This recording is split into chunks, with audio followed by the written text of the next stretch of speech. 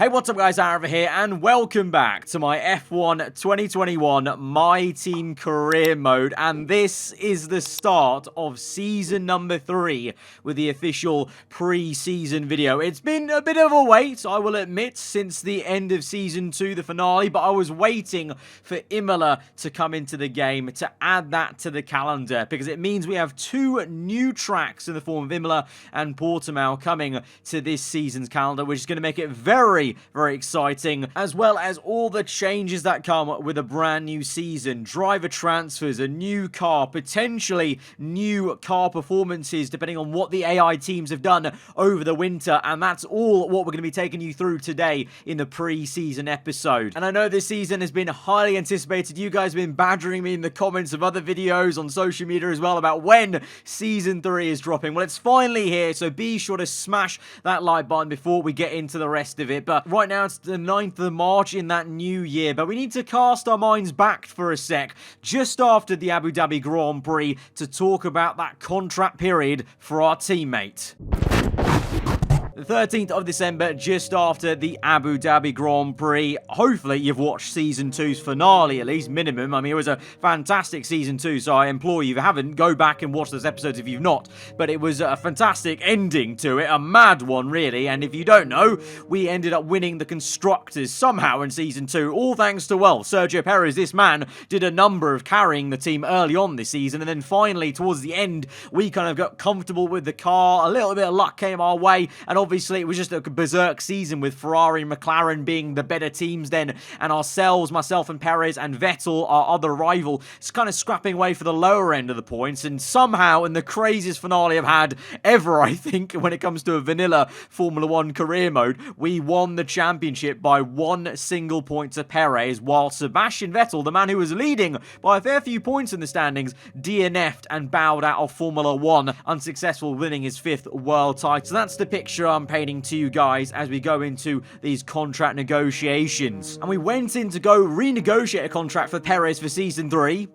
and he declined. Sergio Perez has decided to decline your offer and would not like to enter any further negotiations. You can still approach other drivers from the driver market. So Perez has decided to walk away from our team. Whether that's because he lost the championship by 1 point to ourselves, having, thoroughly thrashed me for most of the season. He, like I said, carried the team. So if there's some bitterness there, whatever the case is, he has decided to walk away from the team and try something new for Season 3. So that leaves us to go out and find a new teammate then for this 3rd season, which is going to be a difficult season. It's a season where our car is pretty much back to being a midfield team because we really plateaued a lot at the end of last season. So this will be a crucial thing, but we don't even have that much money to spend on said teammate. You can see in the top we have 13.45 million. So that prices us out of drivers like drivers like George Russell. He is just over our budget, which is so frustrating. Other drivers like Pierre Gasly, who's probably the best bang for your buck driver of 93 rated in terms of his price point. And so we only have actually a few options available to us, the likes of maybe Esteban Ocon or Lance Stroll, but the best option I felt for us, and what I feel like you guys may enjoy as well, is Mick Schumacher. Ocon is in an Alpine car that may be pretty good, so I want to leave him alone there. Lance Stroll, he's in the Aston Martin. I don't really fancy Lance Stroll, to be honest, as a teammate. Mick Schumacher, though, exciting. Obviously, we know marketing-wise, Mick Schumacher's name brings a lot to the table, but on this year's game, he's 83 rated now, 2 seasons in. That's not too bad. Remember, with our facilities for personnel, he could get over 90, actually, so he actually is a very good option for what we can afford, which is not actually a lot. I'm actually very surprised we couldn't afford anyone better, but that's how it is. Remember, we spent that extra money to develop our aero a little bit more with the facility purchase at the end to make sure we had those extra 2 upgrades of aero going to Abu Dhabi to help us secure the driver's title or fight Vettel and, secure more points for the team in the Constructors. So that in turn has actually meant we're on the back foot a little bit in terms of out-and-out budget going into the next season because we don't get the prize prize money for our championship win until after this year is over. So we've gone and approached, and we have actually successfully signed Mick Schumacher to the team. He's returned. He is returned to the team because remember, back on F1 2020, he was our first teammate and our last teammate. So it's actually quite a nice familiarity, a nice full circle. But this is a different Mick Schumacher. This is Mick Schumacher on F1 2021. Different kettle of fish, potentially way better than what we saw in F1 2020. So the way the driver market has gone for us in Season 3 has gone very differently to what I thought. I wasn't expecting Perez to decline our offer, and I didn't foresee us not having the budget to sign anyone just like, even like Russell or Gasly, you know, those kind of really good mid-tier drivers in terms of price points, but really high rating. So Schumacher was the best option for me personally for what I wanted to do into Season 3. I think it's also a really nice fit, to be honest, because we are going to be back to being a little bit of a midfield team, because you've got McLaren, Ferrari, Mercedes being all much better than us now over this winter period, because you saw, if you watched the last couple episodes of Season 2, we did plateau very much so. So Schumacher kind of fits where our team is now in Season 3 to help us, so hopefully he can be the driver that helps us build back up to being a top team fighting for those race victories. But anyway then, just before the winter break then, into the kind of, you know, jump forward into next year, we've gone ahead and purchased the final 2 air upgrades on pure downforce, the front and the rear downforce. That is the last upgrade we can do on that line of the R&D. The only other air upgrade I have is for DRS, so we're pretty much maxing out aero. We are still actually the best team on aero. The areas we have to improve on are actually the chassis and the engine. Those will have to wait because we need the resource points, we need the budget of the prize money to actually afford to get to spec 3 on the chassis and the engine to actually fight our other rivals, the other teams around us. And going into the winter, well, you can see on the R&D chart, you know, Mercedes, McLaren, Ferrari, even Red Bull are ahead of us, despite us fighting Aston for the championship last season. Those teams were the ones that ended up on top. It was kind of like a Brawn GP situation where, you know, we, you know, plateaued. Aston Martin obviously got massively nerfed with the patch, so it's a very different kind of F1 going into Season 3. And what is also different in Season 3 is the calendar. As I alluded to, Imola and Portugal come in as race number 2 and race number 3. We now have a shortened 16-race calendar for Season 3 moving forward, so the season is even more intense. Every Grand Prix means even more, and we have a really good selection of tracks. Bahrain, Imola, Portugal, Spain, Monaco, Azerbaijan, Canada, France, which was the first place we got our first win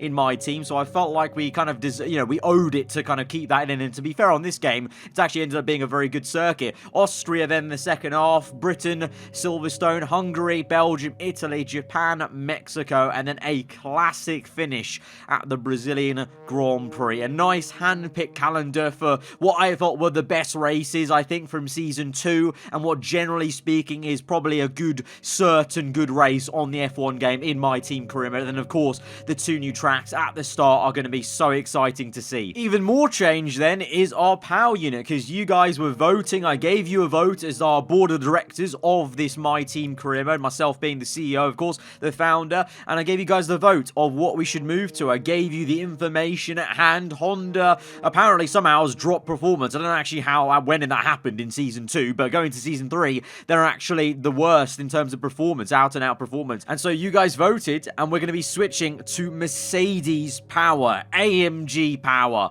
for Season 3. So we now skip back to where we began this video then, in March, and it's time to do the usual pre-season kind of, you know, admin with the activity timeline. We're going to go for merchandise sale to try and boost our funds, because you can see, well, we've got 50 million right now, but we're going to spend a lot of that, and we need some more money, because essentially, I actually didn't really realize how little cash we had, maybe compared to our rivals. Of course, remember, this entire time we've had the career mode settings on increased cash and increased R&D and acclaim for the AI and reduced for ourselves, and that's actually, you know, it took some time to take effect, but now finally in this transition it's hit us, you know, it hit us in that driver market. The only reason why, you know, we didn't maybe sign someone else that was higher rated maybe, you know, more bigger name was because of that budget constraint. That's due to the reduced cash we were getting all season versus the AI, and that's why the AI were able to, you know, maybe make strides. You know, Ferrari and McLaren were able to make strides, but now it's our time. We've got 50 million to spend, and so we go ahead and purchase the build time for the engine and chassis to get us to Spec 3. Then we've got 26 million still left over. Now, in terms of looking at what stats Mick may need to be boosted by, he's actually pretty good on pace awareness. Experience obviously low, but we don't really need him to get higher experience straight away for that extra R&D. I think we're getting, you know, a decent amount of R&D every race from ourselves in the practice program. So, going to go ahead and purchase the fitness center to boost his racecraft awareness and, importantly, also the focus as well, which will be very important. But, you know, coupled with that and then also the preseason training, he could actually be very highly rated for the first few races of this season. And finally, with the remaining budget, we're going to go ahead and purchase a marketing upgrade as well on the sponsor relations, I think, to boost the acclaim, because we're only acclaim level 21, and it looks like it's taken a while to get to acclaim level 25, which unlocks more sponsorship for us. That's more income, and that's very important for us if we're to try and match and go toe-to-toe with the teams around us. So trying to boost that as much as we can is going to be important. So we went that final purchase for us. And in terms of the R&D chart then, over the winter break, with those two final air upgrades we made, we were actually able to pull back some performance on Red Bull and Ferrari, and we caught back to Ferrari. We've overtaken Red Bull again. Ferrari actually kind of got left a little bit in the dust by McLaren and Mercedes, who really put a number on their car over the winter, and so it looks like it's going to be Mercedes v McLaren at the start of the season. I say maybe because remember, Mercedes was so poor, Hamilton's focus I think was so low at the end of last season, that I think it's still going to be Ferrari v McLaren, because Ferrari in a straight line looked very good. Their chassis I think was very, very good as well. Don't count out Red Bull, they're very close to us as well. And Alpine, they're the dark horse I think for this season, because they are quite close. That scaling on this graph now is very small, you must understand, so that's going to be quite exciting. And then it's a shame to see Aston all the way down there, having been in a title fight, but that's what the patch and the winter break has done to them. They've plateaued completely, and so they're going to be in a kind of tough lower midfield fight. But it is now time to show you guys our brand new car for Season 3. You guys voted for what the main title sponsor, if you will, of the team should be for this year's car, and the vote came to Coca-Cola. So I introduced you the brand new livery for Season 3.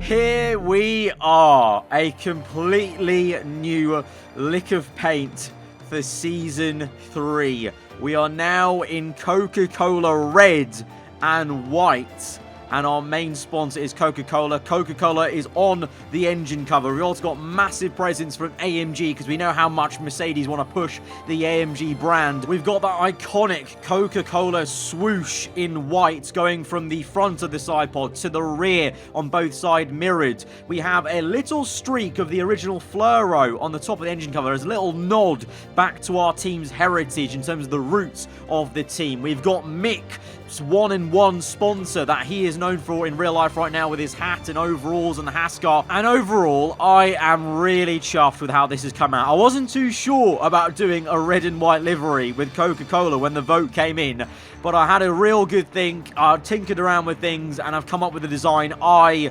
personally really love. And we've also got a new helmet for Season 3 as well. Kind of went with a Sebastian Vettel kind of vibe, you know, when he moved to Ferrari and he kind of had a very simplified helmet. So compared to my helmet from last year, I've simplified it down. It's kind of a base white, very subtle design hits in the kind of blue and pink design, and then my logo in large and subtly imprinted on the side of the helmet, and then the kind of touches on the left and right, the kind of usual logo in the front, aarava across the side, my personal sponsor Thrustmaster on the top. And then for those of you who are around in the the F1 My Driver days, a bit of a nod back to my classic helmets from that series with the Captain America shield on the top and obviously Coca-Cola on either side. And this is what it looks like in-game then in the menus. And you may also see a glimpse of the red overalls we have to match the new car. On the overalls as well, we have the 1-in-1 logo, just like Mick has with the Haas team, of course. And then you kind of, to match the livery,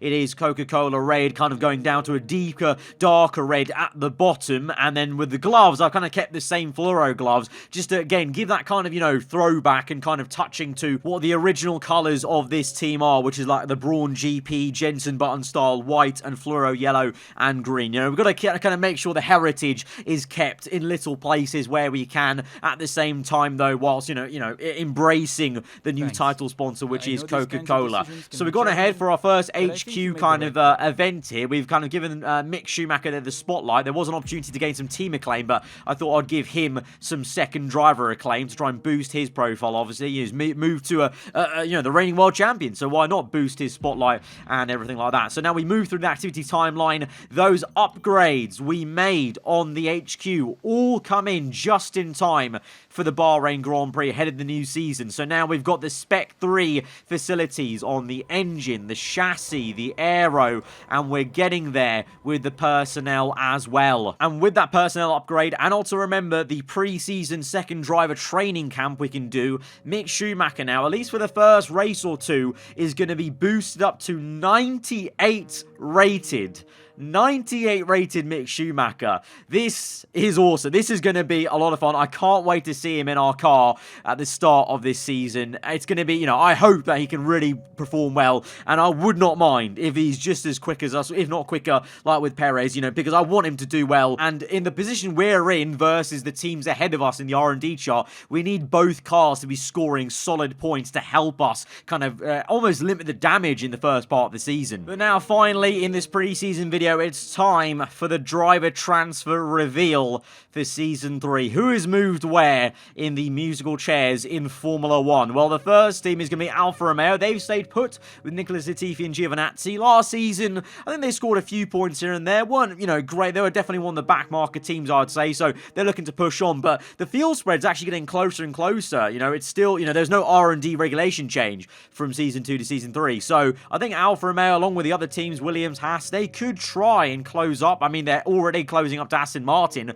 after their nerf, so let's see what the season can bring. Never say never in Formula 1, and so they retain Giovinazzi and Latifi for that consistency, I guess, from one season to the next. We then move on to AlphaTauri, again maintaining consistency there with Tsunoda and Gasly. Gasly, there you can see, you know, 15 million, 93 rated. That is one of the best drivers out there, bang for their buck in terms of the market value to what you're getting as a driver. So AlphaTauri lucky to still have him. I suspect Gasly, though, a bit frustrated. You know, he started the season last year so well. He was beating both Red Bulls. AlphaTauri with a lead Red Bull team. Then they dropped off, and you can see Gasly's focus is quite low here, 47. So let's see what they can do at the start of this new season. I suspect they may not be, you know, starting as quickly as they maybe did in Season 2 due to Gasly's focus being quite low and how, you know, where they were in terms of budget and whatnot. But, you know, you never know. I think AlphaTauri, like in real life, like in the game, just in the game as well, they like to surprise us sometimes. So let's see what surprises are in store for them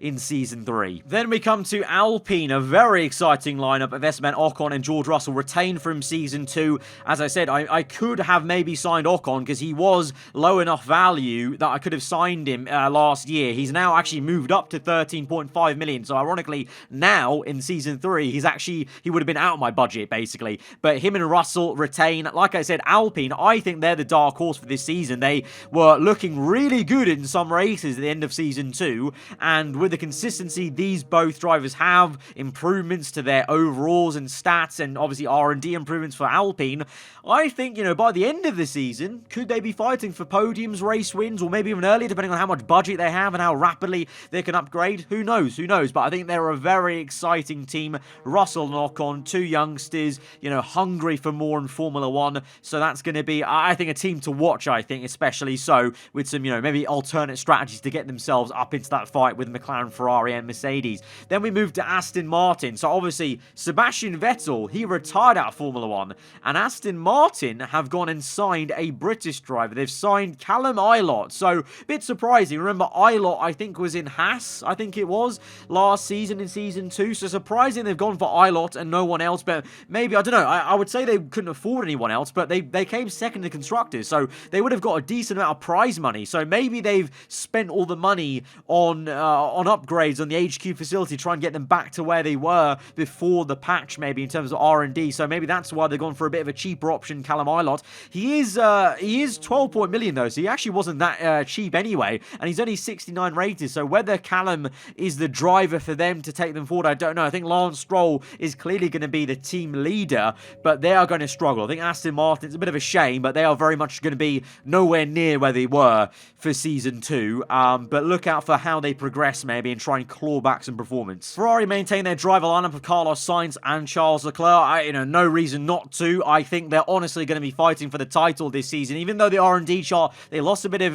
performance to McLaren and Mercedes. I think by the way they were performing at the end of last season, I think they're there. And surprisingly, even though in real life you'd say Leclerc is the golden boy of Ferrari, the one who they're lining up to try and be their championship hopes in the future, in the game here, in this career mode, Sainz is now the lead man. He's got higher focus, he's higher rated now, and he was the one getting some pole positions at the end of last season. The only thing was they had massive reliability issues and also some really poor strategies that were taking them out of the race or DNFs or just bad luck, basically. So Ferrari, I think they can challenge for the title this season if they rectify those, little foibles, those engine issues that, how many times we see Sainz going from, a top position to being out with an engine failure. So they need to sort that out. Unsurprisingly, McLaren also retained their lineup, Ricciardo and Norris. Both of them race winners. Norris was the better driver in Season 1. Ricciardo definitely the better one last season. So it's going to be interesting to see between the two of them which one now takes the lead in terms of being the team leader in the third time lucky, the third outing, basically, the kind of decider, if you will. And they, as well, should be title contenders, especially so on paper, being there on the R&D chart, right up there with Mercedes. But, whether these two trip over each other is another question. They're both now 92 rated, so there's already maybe some tension here and there from the last seasons. There may be more to come this season. Mercedes. Now, I was kind of surprised so far that none of these teams have changed drivers. They're all very stubborn. It seems like, unfortunately, in F1 2021, again, the driver market is very stubborn to move as volatile as you maybe want a game driver market to move. Hamilton and Bottas then, Hamilton, not maybe as bad as to F1 2020, but Hamilton is, again, struggling for focus, and Bottas is the one doing better. Even though Hamilton is 95 rated,